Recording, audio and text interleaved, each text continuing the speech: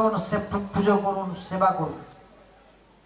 এবার তার কাছে তত্ত্ব কথা শ্রবণ করুন।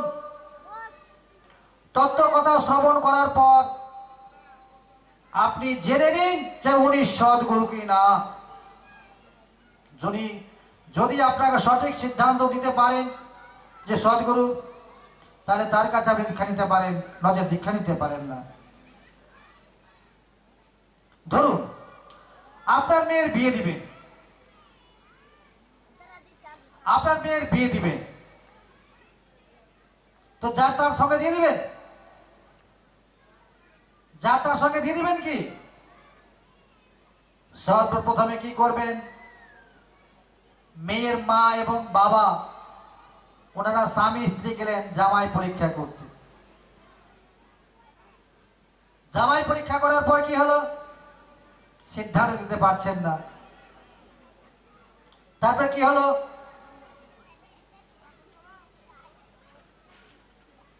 মেয়ের কাকু, জ্যাঠা, ঠাম্মা, ঠাম্মি এবং তার দিদা বাড়ি, দাদু বাড়ি সকলে কিন্তু দেখতে গেলেন। দেখে এবার সকলে মিলে একটা মিটিং করে, গোল মিটিং করে সিদ্ধান্ত নেওয়া গেল যে তার সঙ্গে ছেলেটার বিয়ে দেওয়া যায় কি না। একটা মেয়ের বিয়ে দেওয়ার জন্য এত বড় যখন আয়োজন হয়,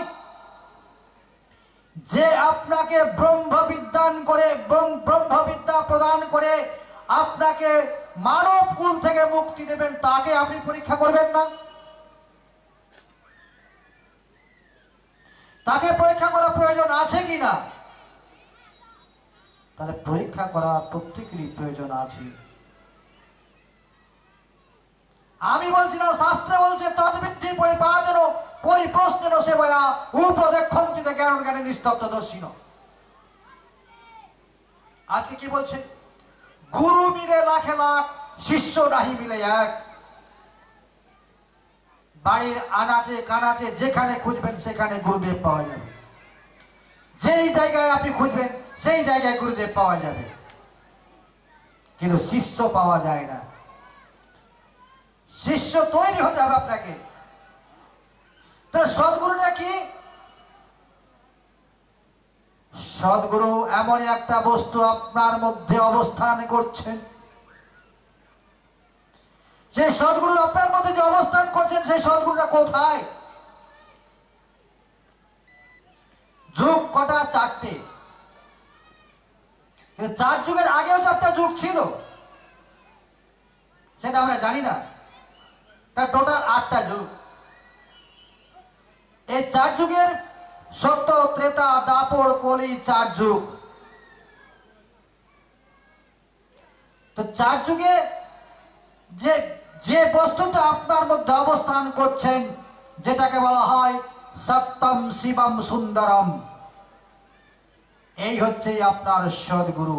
সত্যম শিবম সুন্দরম, এই হচ্ছে আপনার সদ্গুরু। শুধু আমার নয়, আপনার নয়, প্রতিটা মানব জাতির সদ্গুরু হচ্ছে সত্যম শিবম সুন্দরম। কি সত্য? সত্যটা কি? এই যে আমার দেহটা কি সত্য? আমার দেহটা কিন্তু সত্য নয়, কারণ এই দেহটার মৃত্যু আছে। এই মঞ্চটা কি সত্য? এই মঞ্চটা সত্য নয়। এই যে মেলাটা বলি, এটাও সত্য? এটাও সত্য নয়। এখানে যে জিনিসটা দেখবেন, সূর্য ভগবান প্রতিদিন পূর্ব দিকে উদিত হয়, পশ্চিমে অস্তমিত হয়। এটা হচ্ছে ইউনিভার্সাল ট্রুথ, চিরন্তর সত্য। ঠিক এইভাবে আপনার মধ্যে এমন একটা বস্তু অবস্থান করছে, যেই বস্তুটা হচ্ছে যে জন্ম নাই, মৃত্যু নাই, আদি নাই, অন্ত নাই। অর্থাৎ 8 যুগ থেকে আপনার মধ্যে প্রবাহিত হচ্ছে, অবস্থান করছে আপনার মধ্যে আপনি। অর্থাৎ আপনার মধ্যে আপনিটাকে ধরে নিন। অর্থাৎ আপনি কে? তাহলে সেই বস্তুটা হচ্ছে সত্যম শিবম সুন্দরম, আর সেটাই হচ্ছে সদ্গুরু এবং সেটাই হচ্ছে ঈশ্বর। একটু আগে বললাম না যে গুরু ব্রহ্মা, গুরু বিষ্ণু, গুরুদেব মহেশ্বর, গুরু সাক্ষাৎ পরম ব্রহ্ম, তস্মৈ শ্রী গুরবে নমঃ।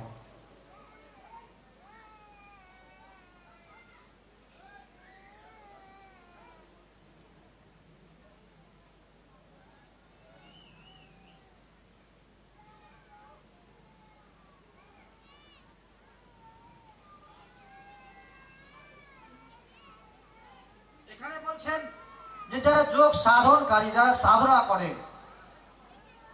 তাদের মধ্যে কোনো মানও নেই, অপমানও নেই।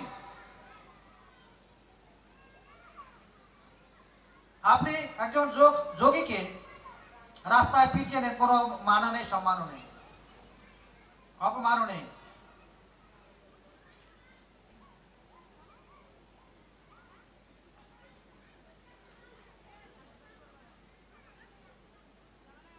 জং লব্ধ চাপরং লাভম মন্যতে নাধিকং তাত যস্মিন স্থিত ন দুঃখেন গুরুণাপি বিচল্যতে তাং বিদ্যা দুঃখ সংযোগ বিয়োগং সযোগ সঙ্গীতম ন নিশ্চয়েন যোক্তব্য যোগ হনির্বিন্ন চেতসা সংকল্প প্রভবান কামান ত্যক্ত সর্বান শেষত মনঃসর্বেন্দ্রিয় গ্রামং বিনিয়ম্য সমন্তত। এখানে বলছেন যে যাহা লাভ করিয়া যোগী অন্য লাভ তদাপেক্ষা অধিক মনে করেন না এবং যে আত্মতত্ত্ব অবস্থা হইয়া শাস্ত্র নিপাত বিরূপ মহা দুঃখ বিচলিত হন না। একজন যোগীকে আপনি এমন একটা বস্তু দিয়ে দেন,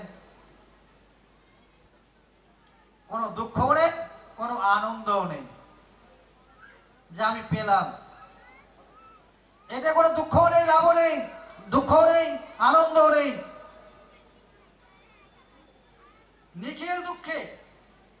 নিখিল দুঃখের আত্যন্তিক নিবৃত্তি রূপ সেই আত্মস্থিতিকে ব্রাহ্মী স্থিতি বলা হয়। অসম্প্রজ্ঞাত সমাধি করিয়া জানিবে, অর্থাৎ নির্বেদ শূন্য চিত্তে অধ্যবসায় সহকারে সমাধি অভ্যাস করা উচিত। যখন আমরা সাধনায় বসবো তখন আমাদের মধ্যে কোনো আসক্তি থাকবে না, কোনো কিছু যে আমার এটা চলে গেছে, বন্যায় ডুবে গেছে, আমার গরু বাঁধা ছিল, আমার ছেলের রেজাল্ট কি হবে, এগুলো চিন্তা ভাবনা কিছুই আনতে হবে না। হ্যাঁ, শুধুমাত্র সাধনাই করতে হবে। অনিত্যম সুখম লোকম এবং প্রাপ্য বয়স্যম। সংকল্পজাত সমস্ত কামনা নিঃশেষে ত্যাগ করিয়া মনের দ্বারায় ইন্দ্রিয় সমূহকে সকল বিষয়ে হইতে নিবৃত্ত করিবে। এবার যখন সাধনায় বসবে, যেটাকে বলা হয়, গীতায় বলছে যে যোগ সাধনার শ্রেষ্ঠ সাধন, শ্রেষ্ঠ আসন হচ্ছে যোনি মুদ্রাসন। সেটা কিভাবে হয় আমি বলতে পারবো না, এটা আপনার যারা সদ্গুরু দীক্ষিত গুরুদেব গায়ে জেনে নেবেন। সাধনার মূল আসন হচ্ছে যোনি মুদ্রাসন, সেটা আপনার গুরুদেব কাছে জেনে নেবেন। আমি কিন্তু স্পিডে ছাড়ছি, কিন্তু কতক্ষণ টাইম আছে আমার?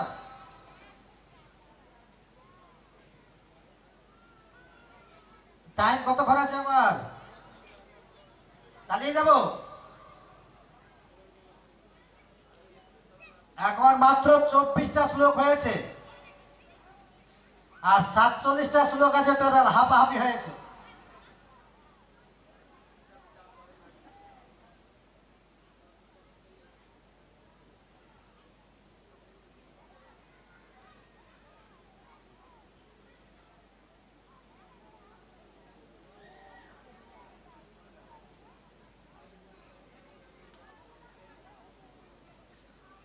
এবার একটু আসি হরিনাম। আমরা একটু হরিনাম সম্বন্ধে আলোচনা করব। এই হরিনাম কোথায় ছিল, কিভাবে এলো এই বিশ্ব মাঝে, সেটা নিয়ে একটু আলোচনা করব। তো তার আগে আমার মঞ্চে যারা আছেন তারা একটু এই 10 মিনিট হরিনাম গাইবেন, তারপরে আমি করবো।